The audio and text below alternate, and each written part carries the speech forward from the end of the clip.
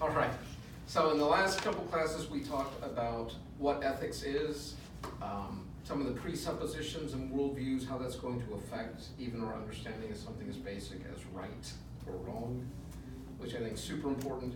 But now we're going to actually, we also talked about broad strokes like meta-ethics. Are ethics even possible? We talked a little bit about three major categories: the teleological, consequential-based ethics that ends what matters; deontological, it's the duty or the intentionality that is primary; and then virtue ethics, where it's the character. And then we talk about some hybrid where, in postmodern times, some people don't want just intention or consequences. They want both are meaningful, and they also care about good character. And so we would have like people trying to make a hybrid of different things. So what we're going to do now is we're going to go through 9 of the more common theories, at least in the West. I'd love to eventually add maybe some Confucianist or Taoist type ethics to round it out a little broader. But for now, we're going to do the 9 Western theories. And how I'm going to present them is I'm going to try to present them first person. So when I'm presenting egoism as first out, I'm going to present it as an egoist. Then, after I try to give you the full weight and appeal of egoism and convince you all that you already are egoist, so it's an easy one to pick, then we'll step back and we'll critique it. But first I want to do an objective critique. And as I've already, I think, made clear, I honestly don't believe any human can be purely objective, but I do see it as a continuum, a spectrum, and we will try to be more towards the objective side than the subjective side, as much as we're able. Just being aware of our own biases and whatnot. Okay, so, and then after we do that, then I want to talk about and get you guys to respond. How did this theory affect you personally? Did it resonate with you? Could you see a lot of truth to it? Did it make you just want to throw up a little bit because you couldn't believe people would even call this ethics? And so that's how that will kind of be the rhythm. An objective, well, actually a subjective presentation where I'm trying to present from the theory, then a step back, objective critique as much as we're able, and then a re-entering the subjective, like, wow, that made me feel kind of weird. Or, I like that one. I wonder if I can incorporate this into my personal ethic. All right, so here we go. First out of the gate, egoism. And, well, it should be, because it's probably the theory oldest known to man, right, from the beginning. And the part of why I would say that goes all the way to the Genesis account. Even from a Christian worldview, we have male and female being created in the image of God. And I believe part of being made in God's image, which we spent a lot of time on, right, was having an ego, or this sense of self. Our own will, our own desire, our own hopes, dreams, fears, expectations, these sorts of things that go with personhood. And then, the book I used to use for this class was called Timmons, Conduct and Character, which was like an anthology of primary source material from philosophers. And then what Timmons did, he would have someone present a theory, and then he would have another philosopher come in and critique it, and then he would have another philosopher come in and critique the critique of the theory, and then another one would come in and critique the critique of the critique. And I just love that kind of point, counterpoint, because of the perspectival range it gives you. And I think after doing that a couple times, you get a really good idea of the strengths and weaknesses of a theory. Okay? But I'm going to start with Plato's. And I'm not even sure Plato was advocating or saying we should be egoists. I think he was simply pointing out we are. And the sooner you realize that, the easier it's going to be on you and everyone else. You got to stop living in denial. And so, in his book, The Myth of Gyges, and I'm going to give my nice Southern Cal version of it. So, we got this shepherd boy running around, just average, everyday shepherd boy, and one day he comes across this burial cairn. It's like standing stones that have been covered over, and he goes down into this crypt, and there's like this throne room in there, and a skeleton sitting on a throne, and it has a ring on its finger. And the shepherd boy takes the ring, and over the next couple days, he notices when he fiddles with it in a certain way, he goes invisible. And even though this wasn't a particularly naughty shepherd boy, He starts by filching pies, being a peeping Tom, maybe being places or doing things he ought not to be doing. But by the end, he has seduced the king's wife, murdered the king, taken over the kingdom, and it was all because of this ring that allowed him to do stuff without being seen or being held accountable. And the moral or immoral of the story, Plato says, and so would each and every one of you if you had that ring. And if I remember the moral of the Lord of the Rings, I think that was the moral of that story too. Why you don't keep the ring, because even though you might have the best of intentions, it will do things to you. Why? The reason why. Did any of you see the remake of The Invisible Man with Kevin Bacon? Ooh. I think they called it Hollow Man. And he got naughty real fast once he became invisible. And his girlfriend, I think former girlfriend at this point, kind of confronts him and says, how can you be doing such horrible, horrible things?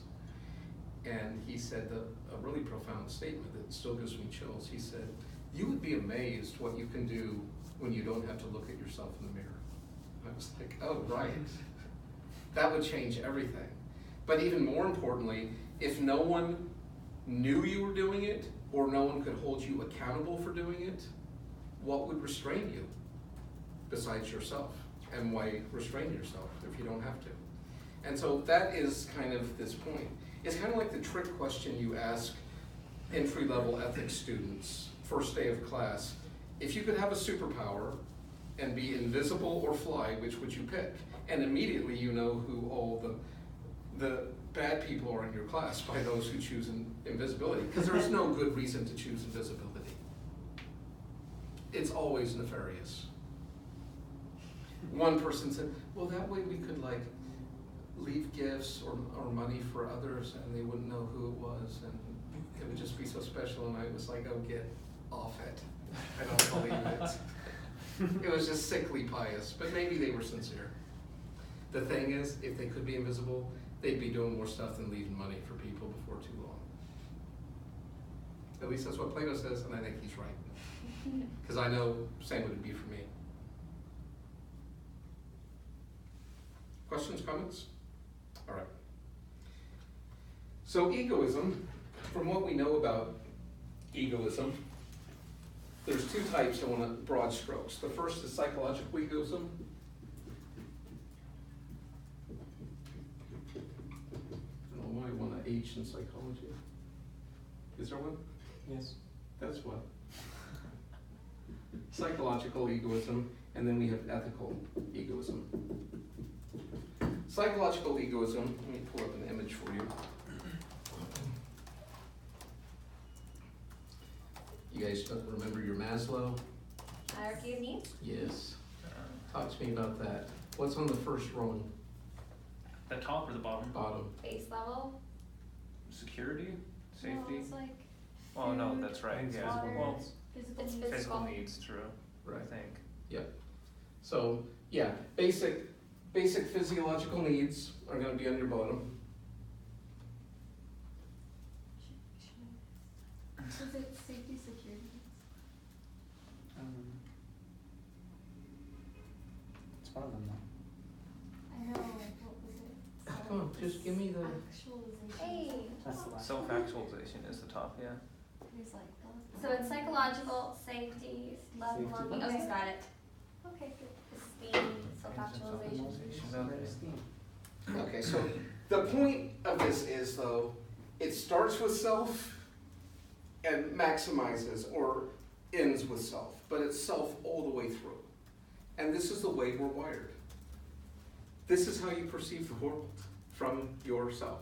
With Freud, he talked about the id, those like subconscious impulses, drives, desires. But then the ego, that's when we use personal pronouns like I, me, mine. That's who we're referring to. But then there's this superego, which is like culture, society, religion, belief, ideology, your mama telling you this is how you need to be. And so we're caught in this tension of our ego identity self between these drives and desires and these superimposed structures trying to be placed on us, and trying to navigate in between those is quite the gauntlet.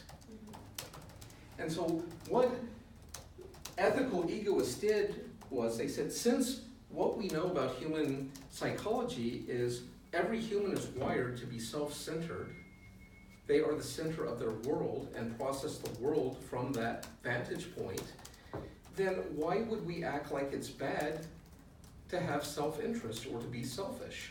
And so ethical egoism basically says that's how you should act. You need to take care of yourself. That is the good and moral ethical thing to do. To not do so would actually be immoral. So to make this broken down in its simplest form, ethical egoism basically is saying is, what's good for me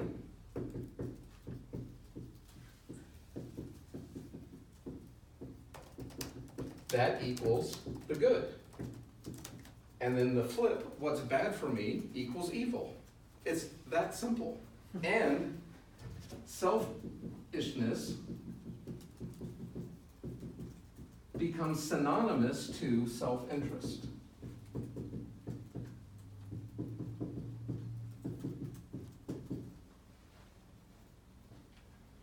And you shouldn't be made to feel bad for taking care of yourself. This whole Judeo-Christian idea of being sacrificial and laying down your life for others and the needs for others, I mean, it's gross and it's immoral. And Christians don't do it anyways. They give that appearance, but they're still feeding their own egos, right? Any questions yet? Yes. I'm getting the feeling that this theory comes from perspective of this is the way that it is, therefore, rather than this is the way it should be, and then working in from that perspective. Am I correct? Right. This is an is rather than an ought. Mm-hmm. But they're very comfortable sitting with the is, not saying it ought to be otherwise. Mm-hmm. So it's how is theory. Good, that's a good observation. I have a question too. Are you done? No, not necessarily, but if you would like to go, No, then. go ahead. Okay. How would this play out if, say, all of society accepted this and there That would was be no really problematic. super ego? Okay. And this is kind of Plato's other point with that perverse little story. He said, basically, ethics and morality are for the weak because the strong don't need them. It's very Machiavellian-esque, way before Machiavelli. This idea that strong people, people in power, people with wealth can do what they want, and people can't thwart them.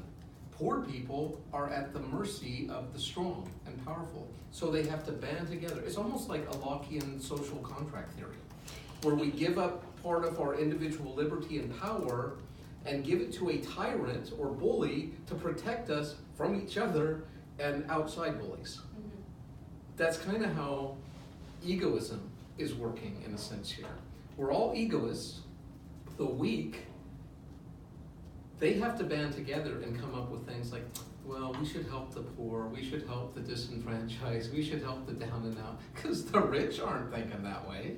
They're like, well, bummer for you. Maybe you should try harder or try something different because what you're doing isn't working. And it's like, yeah, because every time I try to climb up the ladder, you step on me and push me back down. It's like, well, too bad. So what you have to do is get enough peons to try to climb together where they can't displace you, and to impose your rules on the powerful if you can.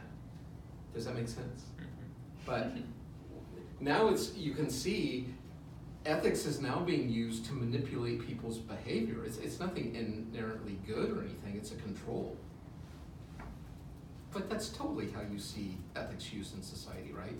And manipulation, shame, guilt, to get people to do what you want. And what I love about egoism, it frees you from all that head game stuff of people trying to guilt and shame you about looking out for yourself. And you can just look them square in the eye and say, you do it too, so get off my business. Now there's gradations of egoism. And this is kind of interesting.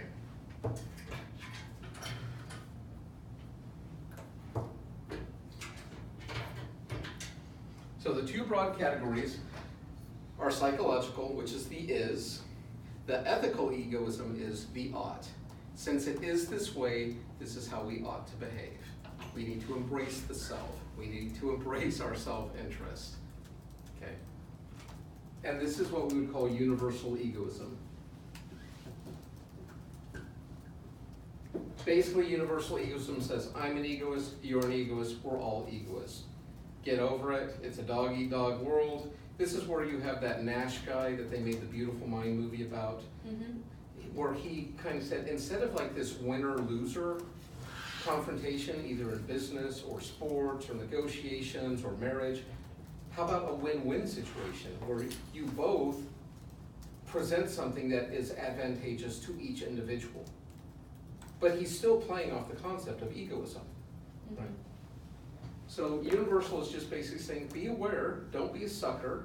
Everyone's out for their own best interest. So when someone tells you they got a deal for you or they got something special for you just because, you know right off the top, it's a manipulation to try to get an advantage over you. Like if you go to buy a used car, that used car salesman is going to try to sell you that car for as much money as he can, because there's a set price, and what he can get over that and what extras he can sell you, he all gets a piece of that pie. You, as a consumer, are trying to get the most automobile with extras for the lowest price. So you have two different agendas. How can you do that together, right? And that's why I like the win-win scenario, where you both acknowledge, you want to get your commish, I want to get a good deal, what can we do together where neither one of our egos gets taken for the proverbial ride? Okay. So, but it's still egoism. You're just simply acknowledging that's the way it is.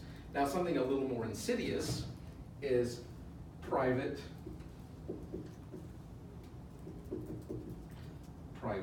personal egoism. And in private personal egoism, you present yourself as an altruist even though you're actually an egoist. So what's an altruist? Selfless person? Yes. An altruist or altruism is a selfless act. You're doing it without any regard of self or what you can get out of it in return.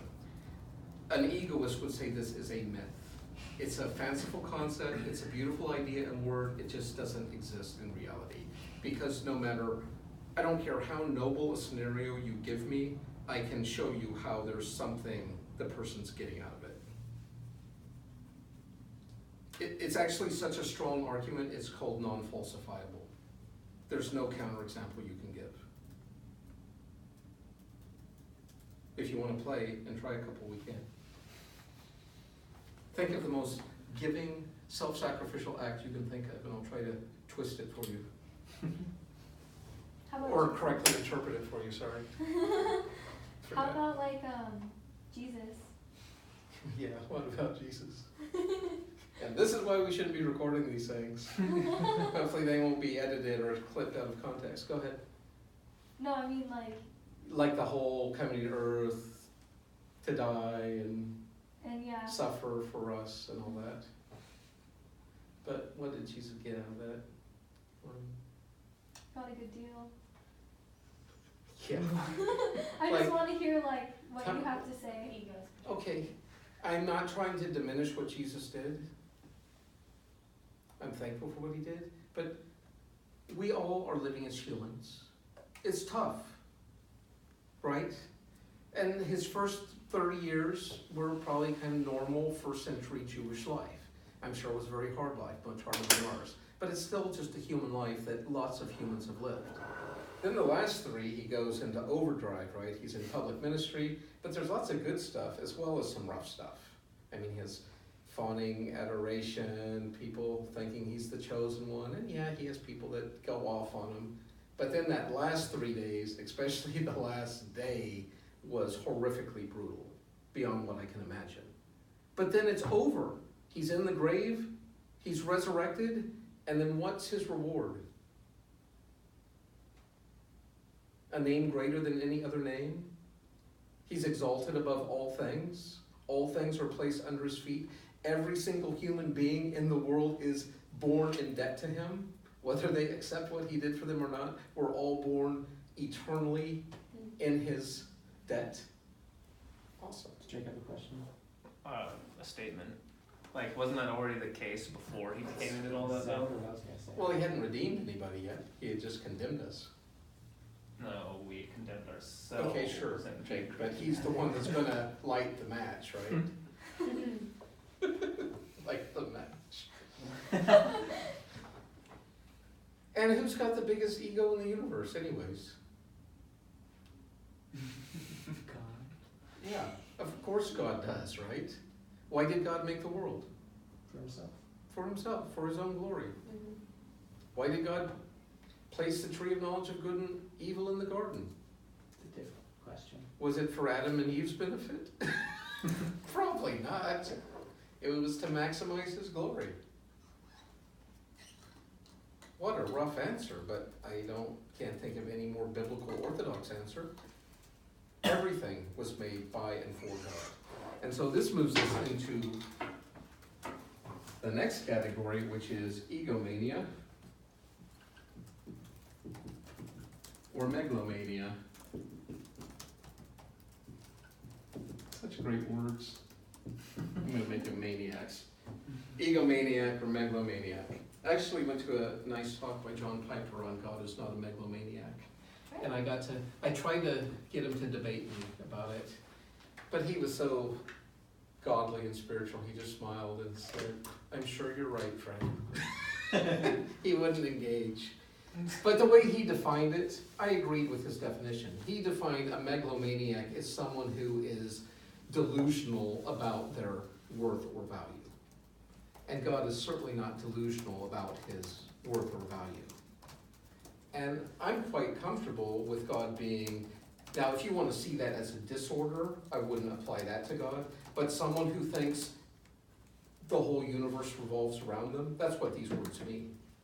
That is God. In fact, the only megalo or egomaniacs I know are God, third world dictators, and, well, actually just not third world anymore, and adolescent youth. Oh my goodness. It's true. It is true. Mine. I know, I live with them, and the world truly revolves around them, at least in their own minds.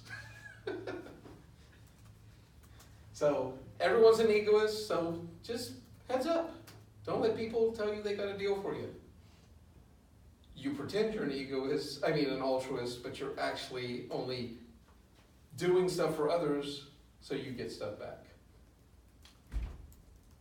Do you have to consciously be in that state of mind to be a private personal egoist, or do you have? Yes. Could you be deluded and just think that you're? I think this is actually intentional. Okay. That you know if people realize you're an egoist, they're not going to want to help you. Okay. So now you're really helping people. You really might be working at that food kitchen or going on that missions trip or that charity, but it's all about you and your payoff. Maybe you're looking for that gated community in heaven. You want a couple extra jewels in that turban. But it's not because you care about the lost or the displaced or the homeless. It's how will this make Jesus love me more? It's quite horrifying. And when you think about your own Christian walk or practice, why do you do the things you do? Is it because you love Jesus?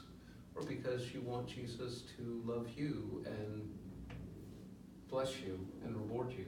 And you think, if I follow God's commandments, he'll bless me and give me more stuff. And if I go against God's commandments, he's going to punish me and take away my stuff. That's like a moral mercenary, if that's how you're thinking, right? You're not being ethical or moral at that point. And then finally, the last one. See, with this type of egoism, when Danny wakes up in the morning, he should think, what can I do to make today the best day for Danny?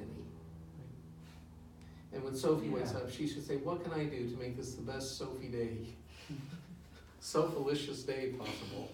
And Jacob, same thing. Lauren, Christian, all of it. And it was just, this one not only should, when I wake up in the morning, I think, what can I do to make this the best Fred day possible? But Danny should be thinking, oh, we've got honors ethics today. I'm so excited.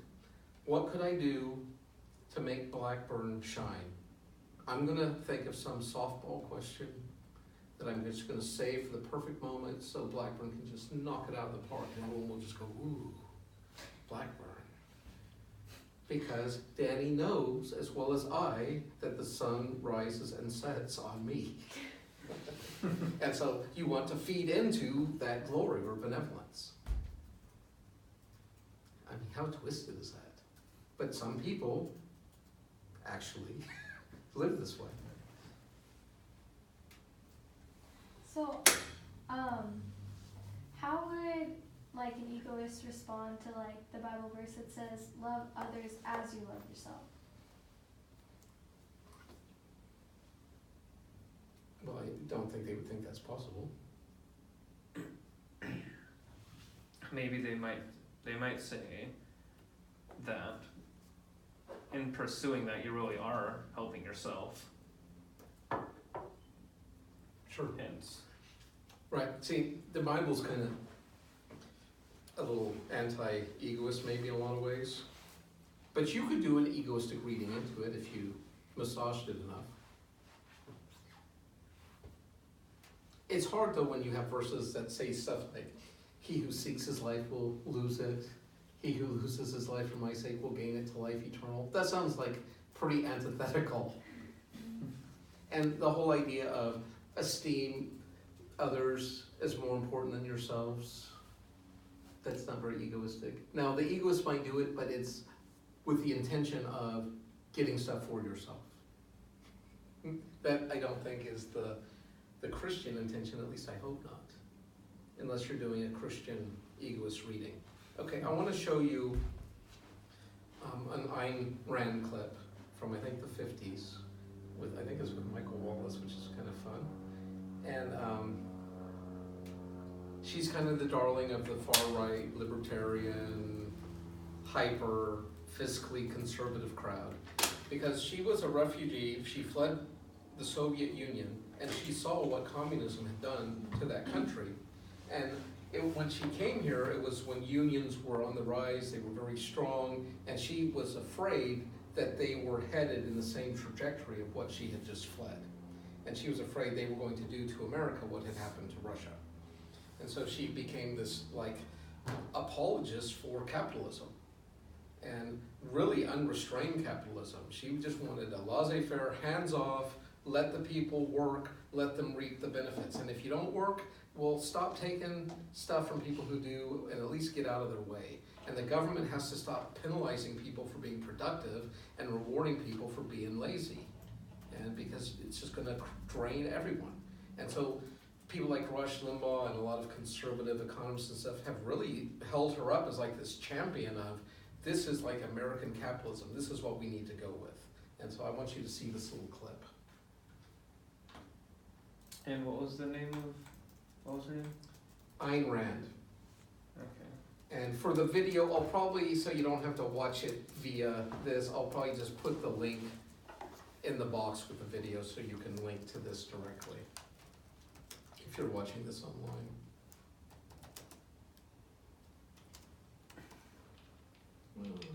Get the light back there.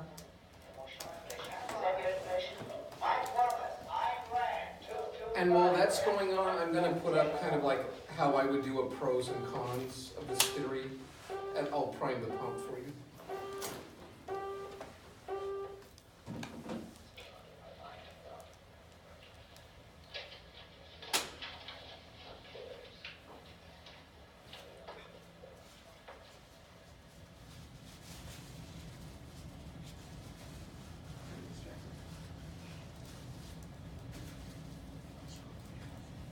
Wallace with another television portrait from our gallery of colorful people. Throughout the United States, small pockets of intellectuals have become involved in a new and unusual philosophy which would seem to strike at the very roots of our society. The fountainhead of this philosophy is a novelist, Ayn Rand, whose two major works, The Fountainhead and Atlas Shrugged, have been bestsellers. We'll try to find out more about her revolutionary creed, and about Miss Rand herself in just a moment. And now to our story. Down through history, various political and philosophical movements have sprung up, and most of them have died. Some, however, like democracy or communism, take hold and affect the entire world. Here in the United States, perhaps the most challenging and unusual new philosophy has been forged by a novelist, Ayn Rand. Miss Rand's point of view is still comparatively unknown in America, but if it ever did take hold, it would revolutionize our lives. If I am to begin, I wonder if I can ask you to capsulize. I know this is difficult. Can I ask you to capsulize your philosophy? What is Randism? First of all, I do not call it Randism, and I don't like that name. I call it objectivism, All right. meaning a philosophy based on objective reality.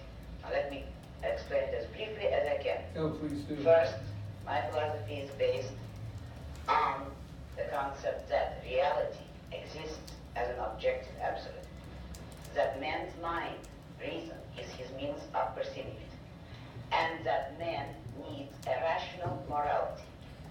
I am primarily the creator of a new code of morality, which has so far been believed impossible, namely, a morality not based on faith, On faith? not on faith, not on arbitrary will, not on emotion, not on arbitrary edict, mystical or social, but on reason, a morality which can be proved by means of logic, which can be demonstrated to be true and necessary. All right. All right. Now, may I define what my morality is? Yes, Because please. this is merely an introduction. My morality is based on man's life as a standard of value. And since man's mind is his basic means of survival, I hold that if man wants to live on earth and to live as a human being, he has to hold reason as an absolute, by which I mean that he has to hold reason as his only guide to action, and that he must live by the independent judgment of his own mind, that his highest moral purpose is the achievement of his own habits, and that he must not force other people, nor accept their right to force him, that each man must live as an end in himself and follow his own rational self-interest. May I interrupt now? That sounds You nice. may. Because you put this philosophy to work in your novel Atlas Shrugged.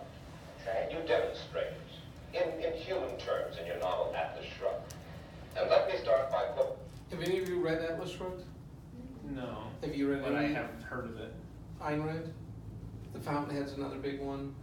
Part of why I included her in this talk is she actually wrote a work called The Virtue of Selfishness, which to a Western ear that sounds so wrong. But she is trying to equate selfishness with self-interest, and to get people to say it's okay to care about your own self-interest. For heaven's sakes, if you don't, who else will? Anyways, in these books, I did read Atlas Shrugged, and I enjoyed it very much. I thought she was an excellent novelist.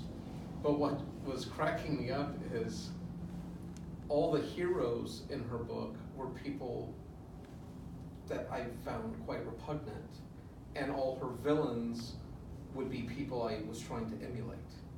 And so I would be, in Ayn Rand's world, I would be the devil, messing with her beautiful capitalistic utopic society where the Rockefellers and Carnegies and all these railroads and steel barons and the Hearst are making these edifices into the sun through human effort and fortitude, and the government's just giving them a free hand to run with it, and you know, even the poor people are being put to work and all of that stuff.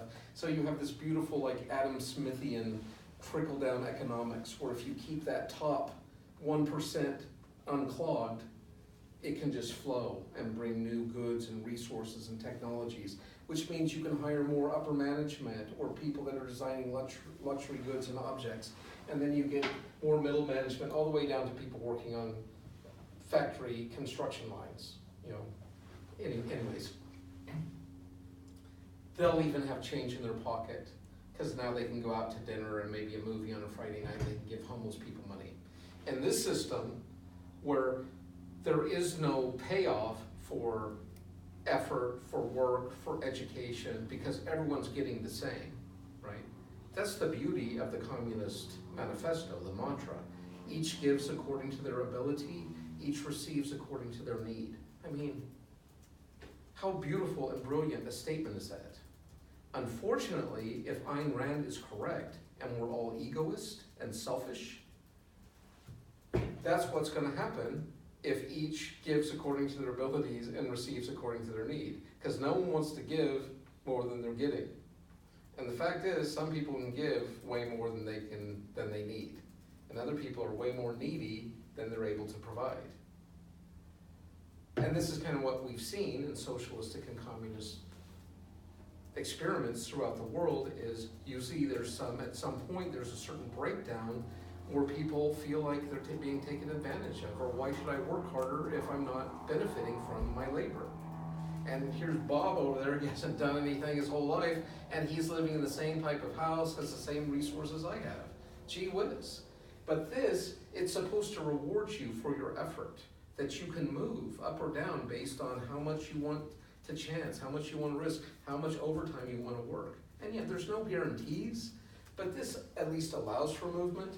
This kind of promotes, even though it has a noble foundation, with that ego piece, this is kind of what we see. And even though I think this has an incredibly ignoble, it's kind of like eat or be eaten, laissez-faire economics, prosper or die, right? Evolve or die. That's where it's like a very Darwinian sort of system. But it works. It's so pragmatically workable.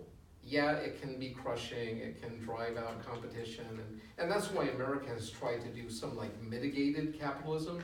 We don't just have a complete hands-off capitalism, we have a highly regulated capitalism, because we've seen what happens when monopolies or certain corporations get, but I don't know, I'm not an economist or a political philosopher, but it sure looks like we're reaching one of those points again, where corporations have become so powerful, it seems like they're, at least from my perspective, maybe an undue influence on trajectories, or they're able to impose their will or vision because of their resources.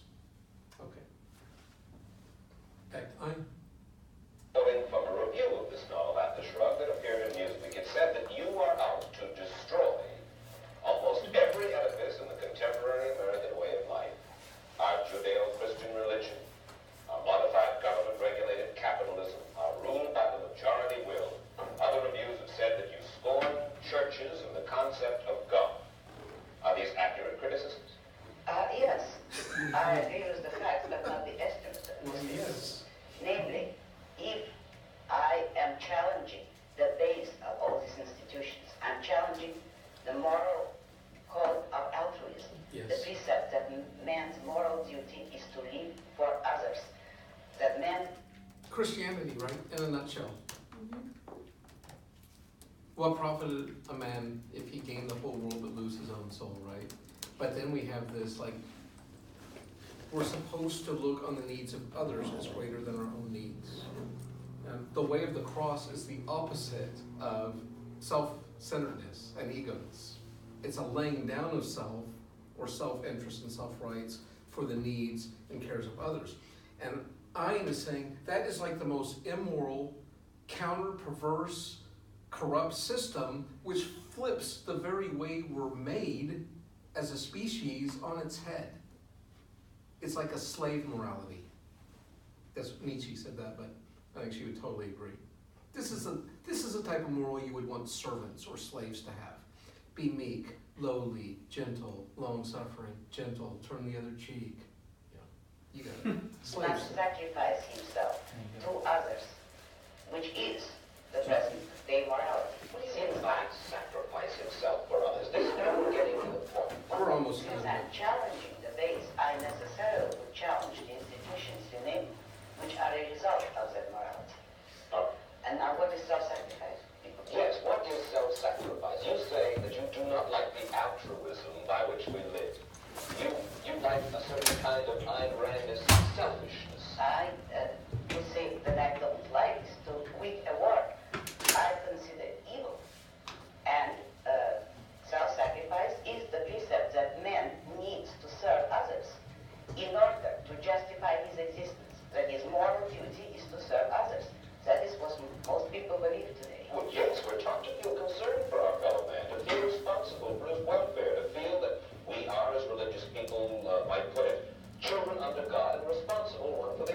why do you rebel? What's wrong with this philosophy?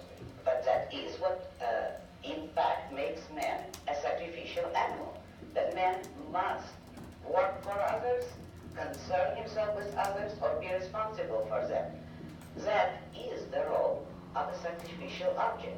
I say that man is entitled to his own happiness, and that he must achieve it himself, but that he cannot demand that others give up their lives to make him happy.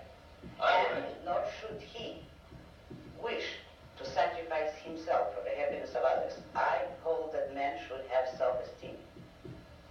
And cannot man have self-esteem if he loves his fellow man? What's wrong with loving your fellow man? Christ, every important moral leader in man's history, has taught us that we should love one another. Why then is this kind of love in your mind immoral? It is immoral if it is a love placed above oneself. It is more than immoral, it's impossible. Because when you are asked to love everybody indiscriminately, that is, to love people without any standard, to love them regardless of the fact of whether they have any value or virtue, you are asked to love nobody. But in a sense, in your book, you talk about love as if it were a business deal of some kind.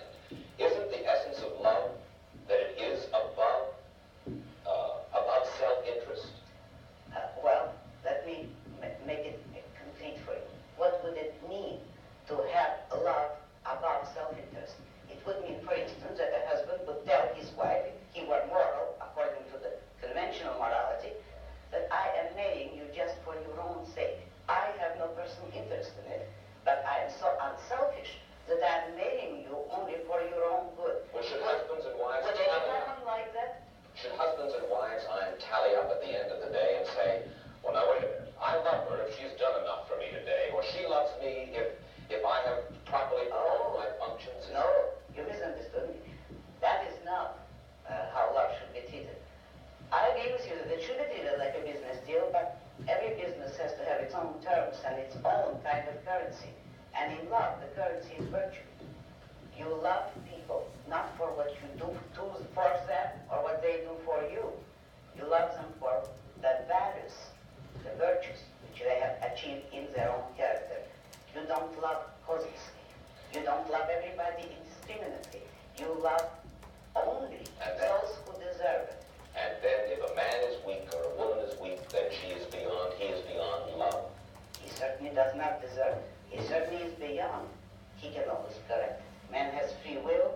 If a man wants love, he should correct his weaknesses or his flaws, and he may deserve it. But he cannot expect the unearned, neither in love nor in money. But neither in matter nor spirit. You have lived in our world and you recognize that out of human beings, there are very few of us then in this world, by your standards, who are worthy of love. That's a fact. Unfortunately, yes, very few. But it is open to everybody to make themselves worthy of it, and that is all that my morality offers them. If they will A way to make themselves worthy of love, although that's not the primary motive. Let's move ahead. Ha! Talk to me, people. I don't think I've ever seen anyone so flip the very intention of that interview upon the interviewer. Yep. I guess she was, fantastic. She had answers to all of his questions. Well, she's like this intellectual, and Mike Wallace is like a public. He's very good at interviews and people, and I thought he did a great job of the questions he asked were so penetrating. But you're right, she had a response, locked and loaded. Yes. For all of it. And she was so unapologetic for some of her answers seemed so shocking to a Western, especially Judeo-Christian audience. Mm-hmm. And America at that time period would have been way more self-identifying as Christian than we are today. Mm-hmm. And she didn't care. Because capitalism really is her God, or the self is her God. Mm-hmm. It's also interesting how, just like with her perspective of like capitalism, is being favored, like currency comes up even in her discussion of love and virtue. Like, I thought it was interesting when she said that in love the currency is virtue, and thus very few people are worthy of love. It's a very, I'd say, logical interpretation, especially in the capitalist system. And that's her objectivism. It's all about logic and reason. Don't let your emotions mess with you. This is a super pragmatic, logical way to live. Works for her. What did you think about her idea about love? She had an excellent counterpoint too that made it seem, that made the conventional way of love seem base in that, love without distinction is really not loving anyone. It doesn't mean anything, whereas loving those who deserve it actually means something. I know, could you imagine your spouse or your significant other telling you, like whispering in your ear, you know, I love you because it's what's best for you. There's nothing in it for me personally. I'm just doing it because God told me you needed a helpmate to get you through life, so here I am. I mean, what do you say to that? Oh, thanks. Helpmate you too. Because it's not love like we normally think about love. It is. It's like Sophie just said, it's like this exchange. And she says she's not looking at it as like, Zoroastrianism, where you're keeping scales of all the good deeds your spouse did and all the bad deeds, and you decide whether you're going to do anything for them or not based on their performance. She's like, no.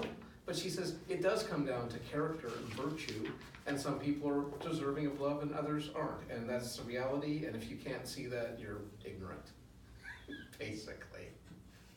And I think that's probably true.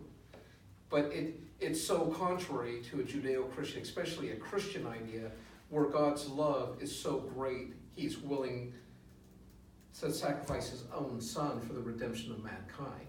That's just flies in the face of this sort of ego. It's about me, my heroes, my wants, my needs. And so I know we're past, but let me just wrap this up real quick if you don't mind. Objective prose, where I'm trying to take my Americanness out of it, my masculinity out of it, my Christianness out of it, whatever my presuppositional biases are. It's easy to navigate. Whether you're an egoist or a divine command theorist, you should be able to look at this theory and say, wow, that's kind of sweet, where all you have to do is ask yourself, is this good for me, Fred Blackburn? And then I proceed based on whether I say yes or no. Huh. I don't have to look up 15 Bible verses and commentaries. I don't have to look at the civil codes and laws. I don't have to find out what's most logical or reasonable. I just have to ask, is this good for me, Fred Blackburn? Are we still talking about her idea or about I'm egoism? just critiquing ethical egoism proper right Okay. now, not Ayn Rand in particular. Okay, gotcha. And it's super livable. I love this about this theory. This is like the most livable ethical theory of all of them, because basically you just do what you want. Convenient. You do what you want if it's helpful to you. You want to curb behavior that hurts you. You want to self-care. Changeable. Unlike divine command theorist or ethical relativism,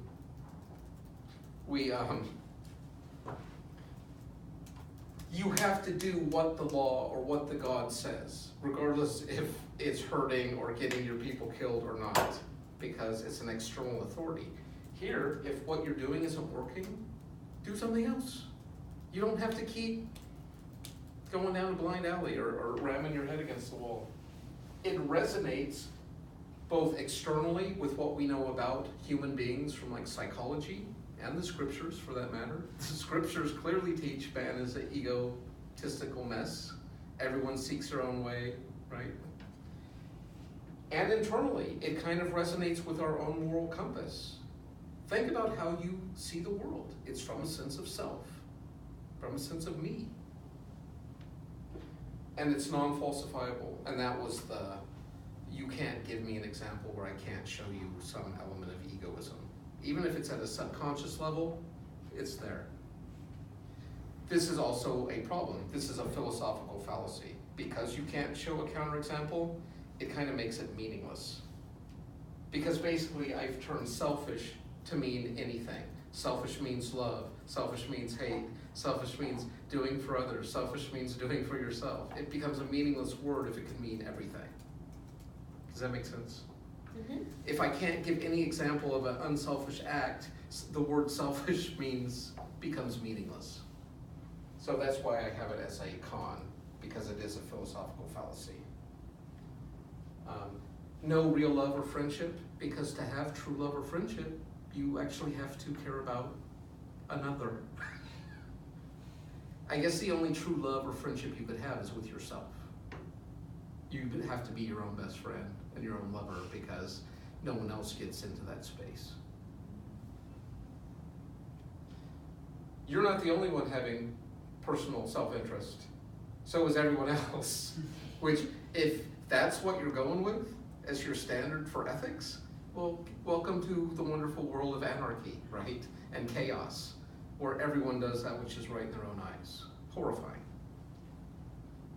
To me, this is the kicker. So it's about self-interest rather than what's actually good for people. Right. Self-interest is considered what is actually good for people. Yeah. Or for themselves. Yourself. You're not worried about other people unless it is going to affect you. But what if you don't know what's best for yourself? Then, yeah, what a mess. And that's the thing. Oh. We often I don't. didn't even read that. No. To me, that's probably the biggest problem, besides maybe not knowing the future. Where we may, it's the classic devil fools with the best laid plans. We might have all these great intentions or ideas of why this is going to be so good for us, but we're so confused. So that's kind of do you see what I mean by objective here? None of these pros or cons are based on any necessary religious, political, gender point of view. They're just kind of out there like, these seem like they could be positives or negatives of this theory. Mm-hmm. And to me, I think that's a great exercise to practice. Then, because I care what you guys think, and could we finish on this? Will you just tell me in a quick synopsis, how did this theory affect you? I think it's interesting, at least for me, to consider how it plays out in my life and others' lives, because it helps you understand a lot of the self-centered nature of our American culture. Yes. And This is very popular. it definitely is.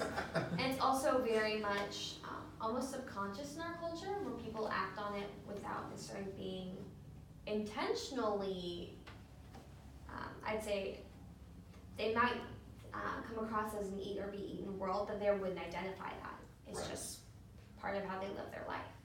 So I'd say it's very convenient for our culture, so it helps you better understand the culture.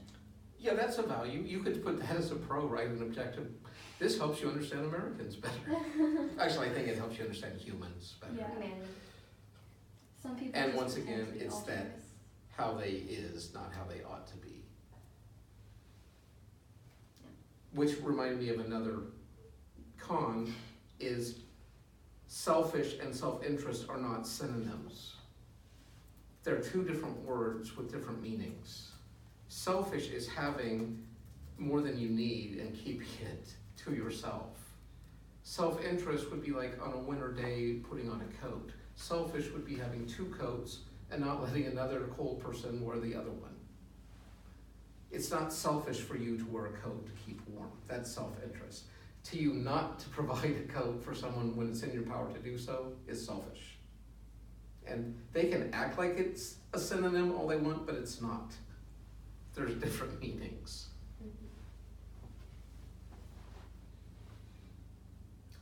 Well, to start off, I think that its conception of people acting naturally out of self-interest aligns with my view through the biblical, It's so divine difficult. theory. Like, that's like the state of things. I don't agree that that's because, since this is the state of things, this is how we should then live. Yes, what a frightening conclusion. Yeah, it doesn't seem, well, you could see over on the right side of the con thing that it doesn't seem like it's only functional if not everyone recognizes it. Right, and you can pull off being a private, personal egoist. But how creepy. So there's that. Gosh, I had something else. What was it? No, I guess that was more her theory than just straight up egoism, because you don't have, it's not necessarily bound to either rationalism or emotional, whatever. You can be whatever. You can be a super You emotional could. egoist. Ein is definitely a rationalistic egoist, but you don't have to be. Yeah, I was gonna say something. But regarding that's that, but into her just- whole yeah. objectivism, logical positivism, whatever she's calling that little, you know. Yeah. Any thoughts from you, Lauren? I mean, to me, everything that was said makes sense. Like, it's not like what I wish the world was like, but it's kind of like, yeah, everyone's like that, whether they want to admit it or not, at least to a certain extent. And that's definitely why everyone needs Jesus. So, yeah, I guess for me it was just like, when she was describing love, that's actually kind of like how not that like I agreed with it, but I was like, oh yeah, like, you know, nobody actually loves anybody, you know, yeah. And let me close on this, because even though John Piper was too godly to argue with me, because I went to one of his conferences where he talked about God as not a megalomaniac, and the way he defines it, a megalomaniac is someone who's delusional about their self-worth. So by his definition, I agree with him. God is not delusional. God knows everything revolves around him. And if anyone is going to be have megalomania, it should be God. For a creature to have it means we're confused about our importance or role in the nature of things. But what I loved about, he tied in a sister or cousin theory to egoism is hedonism, developed by Epicurus. And maybe I'll do another talk on that. But it's basically pleasure is good, pain is evil. And so what Piper did was he kind of turned this egoistic hedonist thing into an incredibly Christian perspective by simply asking the question, what provides the greatest pleasure to humans?